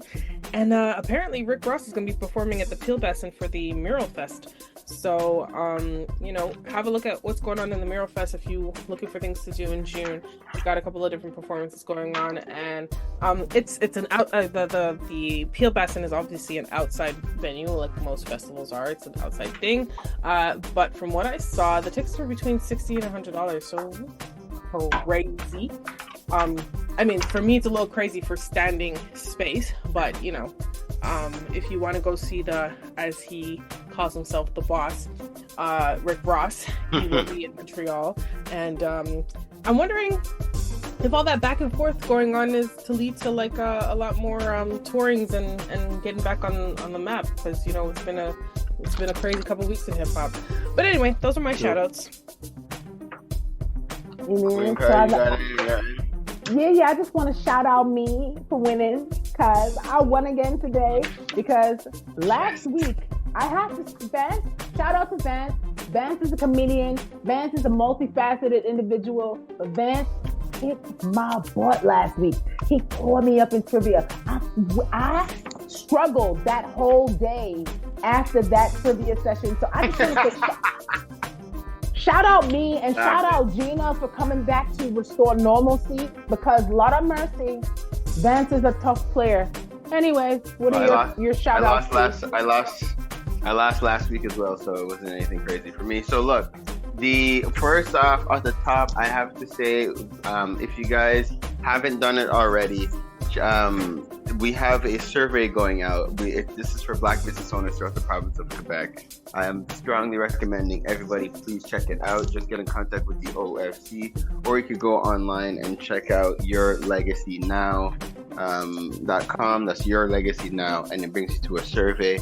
And actually, we're going to be actually having a whole workshop where we're going to be going through the survey with members of the community to ensure that everybody has had an opportunity to go through it. So stay tuned. We're going to do that in the next week. I'll talk about it a little more next week. I want to give a shout out to a couple of weeks ago. We had DJ Fly Lady Die on the show. You remember DJ Fly Lady Die? Yeah. And Big Norm. Big Norm Queen. That's what it is. So there's an R&B day party that DJ Fly Lady Die is holding. That's on the 2nd of June from 3 p.m. to 8 p.m. And that's going to be on Crescent, all right, 121 Crescent. So definitely, they're calling it Sunday Shorties. So, and they got some special guest DJs, Vitamin K, and Bad Man Ting. Okay. That's what's going on. But anyways, a huge shout out to Lady Fly, Lady Die, DJ Fly, Lady Die, because she's hilarious. Check her out on Instagram. She has this thing she does, like where she does a Filipino mom. It's hilarious. So we got that going on. And also, guys, if you haven't gotten so we spoke about Barris Hammond, it's around the corner. But then we also have Comedy Kingdom, which is happening July 28th. That is another big Will event. That's at the Salon Richemont. It's going to be a beautiful, beautiful event. Again, stepping it up because this year, as you guys know, we do not have Just for Laugh, which is a shocker for a lot of people. Wait, but what? I don't know if you guys spoke about this last week. So they're not doing a Just for Laughs festival this year? Yo, Just for Laughs this year, they're talking about they're on the verge of filing for bankruptcy. Just for Laughs is not happening. Whoa. Yeah. It's a big deal. It's a big deal. Teaching my team too many years. They had to figure out what was going on. Boy, let me give one shout out on this Barris Hammond as you were just on this, because the Barris Hammond after party, Saturday, July 27, 2004, is Bossy, strictly reggae, kinda, and it is the official Barris Hammond after party. So if you want to check that out, check it out on For the People Entertainment. This is the after party for the Barris Hammond event. So you can do both that night. You can do both. It's going to be lit. Yo, it will. Okay, maybe OFC Podcast Radio, we should do a tour from Barris to Bossy. What? Mm-hmm. From Barris to Bossy? Okay, I'm from Barris to Bossy. We love it. So guys, again, just want to give a shout out to you guys in terms of the members of the community, and I'm going to put it out there, like the OFC, we have been doing a lot of reform in-house, and I'm really happy for it. I'm here for all of it, because just recently I watched another clip of a melanin dominant brother being completely accosted and disrespected by the police. And you know, I talk about it all the time, guys, but we definitely need to strategize and organize a lot better as a community. We need to stop being reactive. We need to show our dominance and our strength as a community. Like, we really need to be a force to be reckoned with, so that they stop taking advantage of the people and completely disrespecting the community. And as the OFC, our goal is to be that community of excellence, is to be a standard of excellence within the community. And I want to invite anybody else out there who's willing to make these steps, who has certain values that they abide by, and they want to be the best, they want to be their best selves, and they want to be a part of a community that will fight for them, stand for them, and stand with them. Definitely come check out the OFC. Hit us up, 514-651-4545, 514-651-4545. Looking forward to connecting with you. Hit us up on WhatsApp. Yo, I cannot end today's show without giving a shout out to Group 3737 and The Happening. It was the past weekend. It was exceptional as usual. Melanated excellence at its finest. Just people within the community coming out, being educated and being empowered. Again, huge shout out to Group 3737 for what you guys are doing. Looking forward to continuing to support you guys. Looking forward to having more members of the community participate next year, as this is an event that really does help to shape us as business owners and organizations within the community. And guys, we are stepping up, and I'm glad to be a part of it. Peace and blessings. Kings and queens, this was the OFC Podcast Radio with Pharaoh Hammond Freeman, Queen Kaya, and myself, Gina the Great. We're on every Thursday from 7 a.m. to 9 a.m. on CKUT 90.3 FM. Hopefully you got your dose of entertainment, enlightenment, and empowerment. Stay blessed and highly favored. OFC Podcast Radio.